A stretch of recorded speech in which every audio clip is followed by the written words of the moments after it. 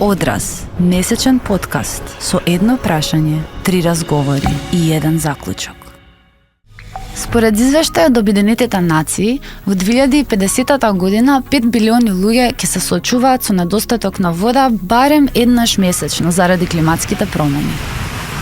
Седнавме со неколку експерти од релевантни полиња да ја испитаме ситуацијата во Македонија денес и да откриеме што тоа може да ни посочи за иднината. Со оглед на климатските промени и човечкиот пристап кон природните извори на вода во државава, дали Македонија ќе има вода во иднина? Во поглед на климатските промени, карактеристично е тоа дека све повеќе доаѓаат сушни периоди. Според одредени истражувања, од 1990 до 2020 година, постепено се губи вода со кумулативна стапка од околу 22 гигатони на годишно ниво, што е огромна количина вода. Зборувавме со Бојан Ристовски, експерт за намалување на загуба на вода и основач, собственик на фирмата Аквасейф. Го прашавме, што подразбира загуба на неприходна вода? Загуба на вода во водоснабдителните системи или неприходувана вода представува разлика меѓу произведената количина вода, внесената вода во системот и фактурираната количина вода.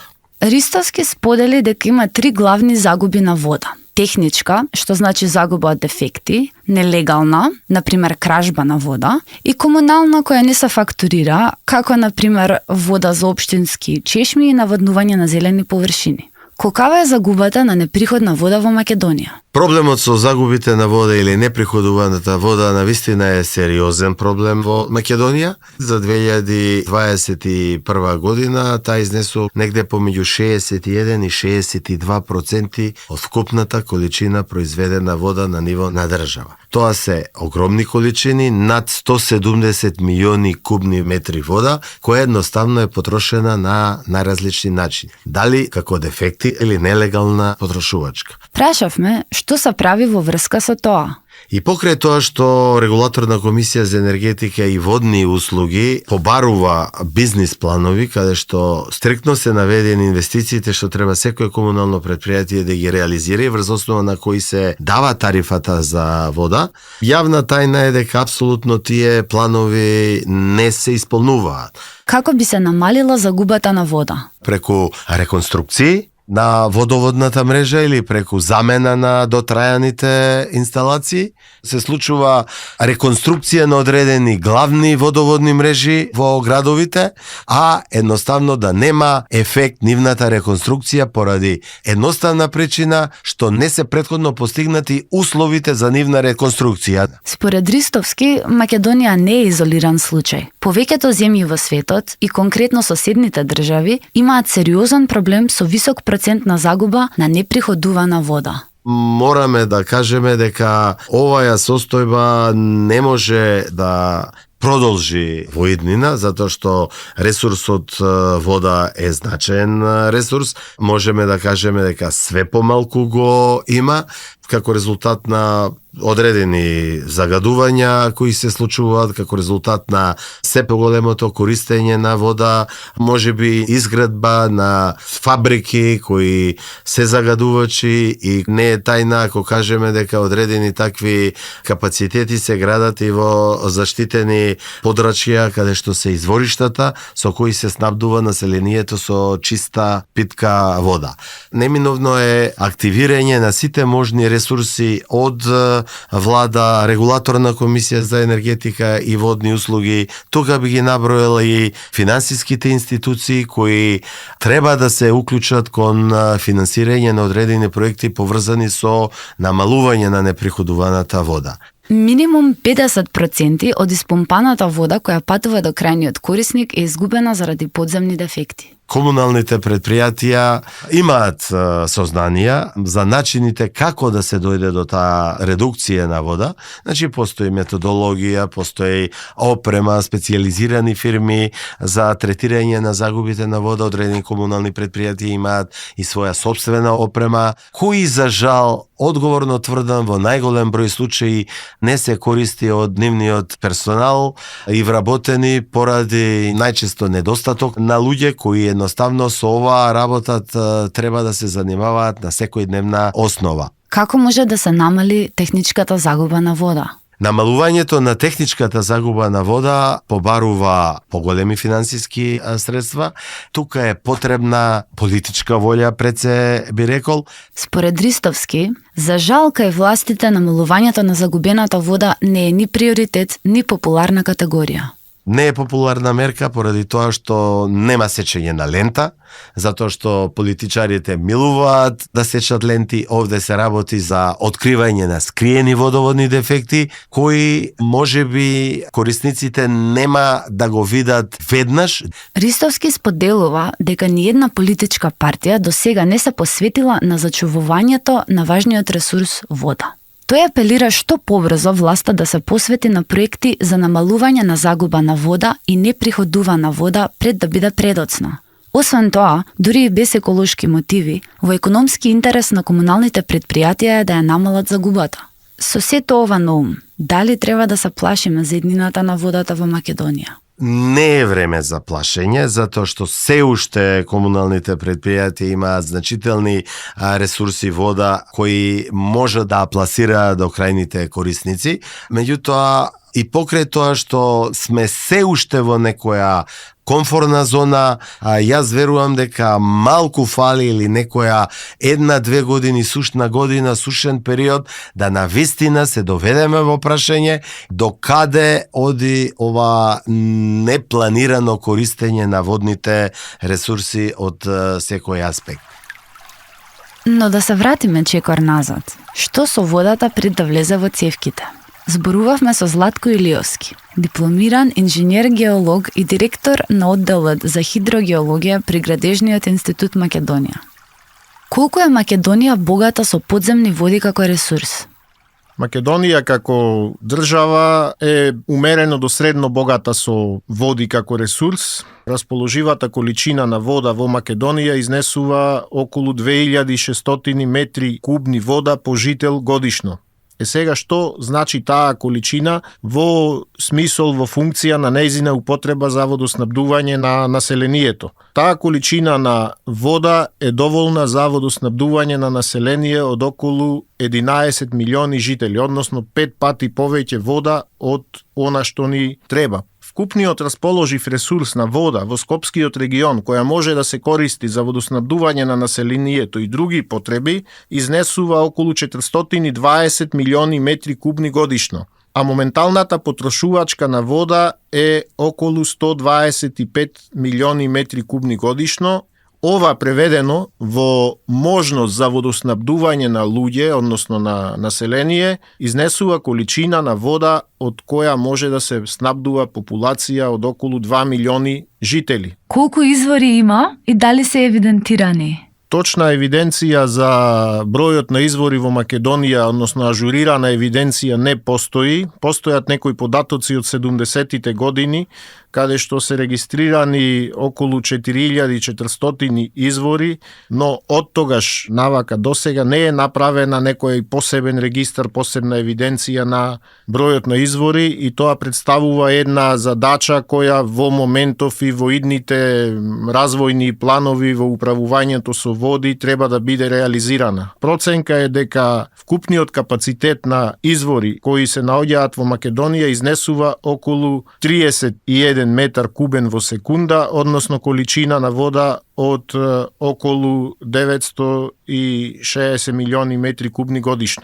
Дали се изворите и подземните води заштитени од загадување и дали се спроведуваат законите за заштита? Согласно законската регулатива, сите извори или изворишта каде што можат да се вклучат и бунари кои се користат за јавно водоснабдување на населението, потребата е да бидат изработени елаборати за заштитни зони, односно да има дефинирано заштитни зони. Прва заштитна зона, втора заштитна зона и трета заштитна зона. Во рамките на тие зони се дефинираат мерки на забрани и ограничувања, односно не се дозволуваат било какви активности кои можат да имаат негативно влијание на квалитетот на водите. Но во иднина треба да се стремиме да имаме вакви заштитни зони барем на сите поголеми, позначајни извори кои се со капацитет поголем од 100 литри во секунда, кои можат да се оценат како извори од стратешко значење за државата, за општините, за населението. Мерките за забрани и ограничувања се добро дефинирани и добро уредени, меѓутоа низа проблеми настануваат во спроведувањето, односно почитувањето на мерките на забрани и ограничувања. Во последно време до некаде се воспоставува контрола на почитување на мерките на забрани и ограничувања, но слободно можам да кажам дека во целост не се почитуваат и има потреба од едукација на населението, едукација на индустријскиот сектор, компаниите кои вршат некакви дејности во рамките на заштитните зони, од една страна, и од друга страна зајакнување на инспекторатот и доследна примена на мерки, казни и така натаму, кои сметам дека ќе допринесат за поголема заштита на подземните води, барем во рамките на заштитните зони на извориштата кои се користат за јавно водоснабдување на населението. Кои се потенцијални загадувачи на изворите и подземните води? Изворите се места, точки каде што подземната вода излегува на површината и продолжува да тече. Меѓутоа постои огромен ресурс на подземни води кои се наоѓа под површината на теренот во порозни карпести средини, така наречени водоносници или аквифери, од кои водата може да се експлоатира со изведба на бунари. И тие исто така се од големо значение. И едните и другите се изложени на сериозни притисоци по однос на влошување на квалитетот на подземните води. Ќе напоменам неколку позначајни притисоци. Комуналните отпадни води се сериозен притисок, бидејќи не се прочистуваат. Еве како на пример Скопје се уште нема изградено прочистителна станица и комуналните отпадни води се испуштаат во реката Вардар, а реката Вардар по своето течение комуницира и е во интеракција со подземните води. Потоа комунални депонии, индустријски депонии, индустријски отпад, населението, просторите кои се населени и пренаселени се исто така висок потенцијален загадувач, инфраструктурните објекти, користењето на земјоделското земјиште, неконтролирана употреба на пестициди, хербициди и други хемикалии во голема мера ги загадуваат подземните води и исто така треба да се напоменат историски индустријски загадувачи. Генерално до 90-тите години продуцирале големи количини на отпад на одредени локации и од категоријата на опасен отпад, како што се рудникот Лојане, линданот од фабриката Охис, потоа индустријската депонија Југохром, исто така постоечките стари рудници представуваат потенцијални загадувачи и генерално треба да се донесе заклучок дека не можеме да зборуваме за заштита на подземните води без да применеме еден општ пристап на заштита на целокупната животна средина. Бидејќи пристапот во управувањето со подземните води, во заштитата со подземните води е интегриран. Не можеме ние да имаме неквалитетни загадени почви, а да имаме чиста подземна вода, или да имаме загадени површински води, а да имаме чиста подземна вода. Сите тие медиуми се во една интеракција и современиот европски пристап е интегрирано управување со сите медиуми од животната средина. Конечно, го прашавме Илиовски за еднината на водата во Македонија. Македонија како земја има реални, објективни шанси, можности и предиспозиции во иднина да нема проблем, значи да не се соочи со проблем од обезбедување на вода за пиење. Но тоа може да се случи само ако правилно се управува со водите. Што значи правилно се управува или се менаџира? Тоа значи експлоатација само на расположивиот ресурс на подземна вода, да немаме прецрпување на подземните води, да ги елиминираме сите потенцијални ризик фактори кои представуваат ризик за загадување на подземните води.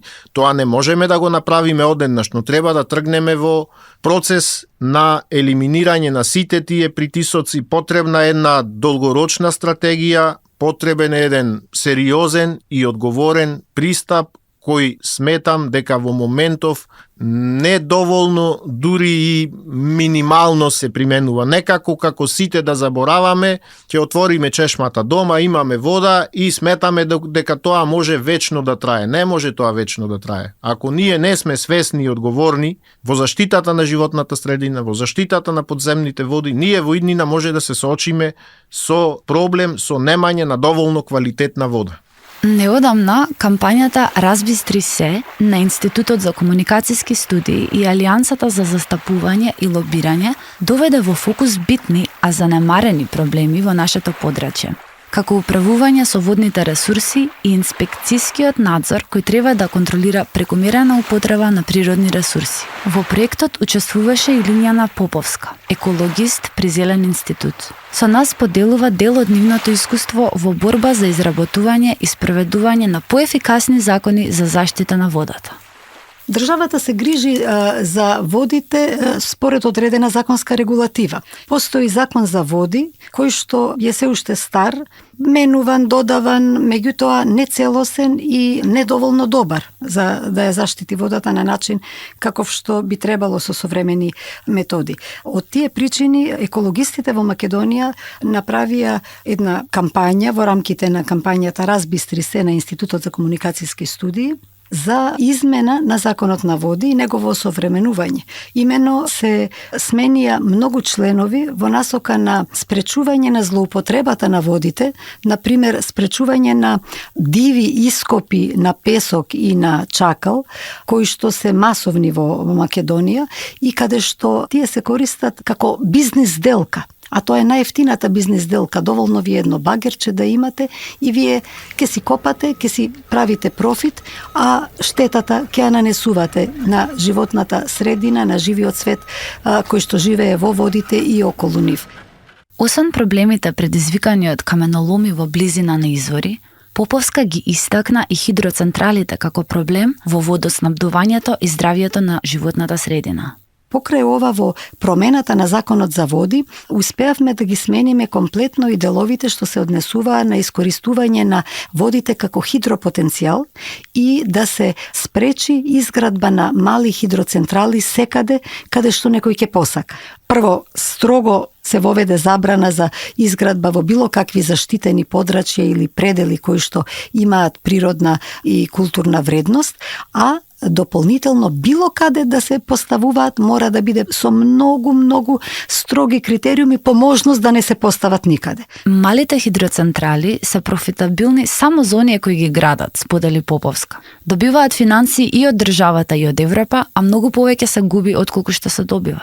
И во Европа, и во Македонија, и секаде веќе се покажа дека малите хидроцентрали нанесуваат огромна штета со многу малку струја, како придонес во вкупните потреби на Македонија, а огромни штети и за луѓето, и за животните, и за природата, за целата животна средина. Жителите под хидроцентралата ја губат водата. Се пореметуваат комплетно сите текови на води и тоа надолу останува едно сушно или полусушно подрачје. А што се случило со измените во законот кои биле предложени при кампањата Разбистри се? Државата, представена преку Министерството за животна средина и просторно планирање и министерот Насер Нуредини, мора да се признае дека ги отвори вратите и ушите да ги слушне мислењата на екологистите и затоа се направија многу добри законски измени. Беше многу отворен министерот Насер Нуредини и тука мора тоа да му се признае. Вистина е штета што кога ги научи работите еколошки, човекот го сменија. И прашање е дали некому не му одговарало тоа што тој имаше отвореност кон екологистите и кон експертската фела, но што се случи? Законот го спакувавме, помина редица расправи, беше испромовиран во изменета форма и не се донесе во собранието. Не се донесе во собранието и законот стои спремен и чека. Зошто? Можеме само да нагаѓаме, дали некому од бизнисот не му одговараат овие измени, па кренал рачна, дали некој го заборавил законот од неодговорност и сметал дека е нешто недоволно битно, но сето тоа покажува несериозен однос на државата кон едно такво важно прашање како што се водите. Дали државата доволно се залага за промена на состојбата? Државата не прави доволно. Отвора врата за диалог од време на време, овозможува носење на солидни закони, овозможува на подобрување на некои закони што не биле доволно добри, но потоа, кога треба тие закони да се спроведат, останува на пола пат. Затоа што за да се спроведат, потребни се конкретни буџетски средства и потребно е ангажирање на стручни лица кои што ги има се уште во Македонија и да можат на тој начин да се спроведат законите и да се заштитат водните текови. Индустријското загадување е едно од најсериозните опасности како влијание на човекот врз водите и токму поради тоа постојат двајца инспектори за води во рамките на Државниот инспекторат за животна средина на ДИЖС и кои што работат според Законот за животна средина, но и според еден специфичен закон кој што беше донесен пред една година во рамките исто така на кампањата Разбистри се, значи закон за инспекцијски надзор во животната средина. Добро е што се донесе, но уште подобро ќе биде ако тој закон се применува. Затоа што според тој закон требаше да се разграни мрежата на инспектори низ Македонија, токму низ ова поврзување со локалните инспектори и низ ангажирање поголем број специјализирани инспектори како што се овие за води или оние за природа. А што се случи? Еве, една година по донесувањето на законот, практично немаме никаква промена во збогатувањето на инспекторската мрежа и контролите, така што не можеме да бидеме задоволни. Законот е тука, тоа е добра основа за постапување, меѓутоа државата, институциите треба да обезбедат буџет, треба да имаат доволна свест дека потребни се многу повеќе инспектори, многу подобро организирани и многу поголема надлежност и самостојност на Државниот инспекторат за животна средина. Со оглед на климатските предвидувања, достапноста на вода во регионов е доведена под знак прашање. Климатските предвидувања велат дека Македонија е во оние подрачја каде што ќе и фали вода. Треба да очекуваме некои промени климатски кои што ќе доведат до една полупустинска клима. Јас се надевам дека можеби нема до таму да се дојде, но тоа се најлошите предвидувања. Како и да е, вода ќе недостига насекаде во овој дел од светот, особено северно нели од Медитеранот, и Македонија ќе треба да се подготви да ја зачува сета вода која што извира од неа и која што поминува преку нас. И за таа цел веројатно ќе треба посебни вложувања во одредени зафати кои што ќе зачуваат дел од таа сладка вода. Потребни ќе ни бидат нови базени на сладка вода и за пиење, меѓутоа уште повеќе и за наводнување. Во сите земји ќе треба да си помислат да ги зајакнат системите за наводнување, затоа што може да останеме без храна. И ќе треба да се развие една култура на заштеда на водата.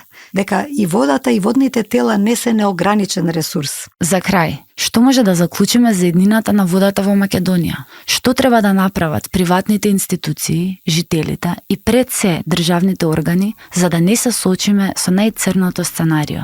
Ни треба една нова парадигма за водата, ако може така да се изразам, како и целосна парадигма за животната средина, дека е нешто скапоцено, дека се тоа ресурси кои што ако ние не си ги зачуваме ќе се истрошат и ќе ни наштетат на самото наше постоење како луѓе.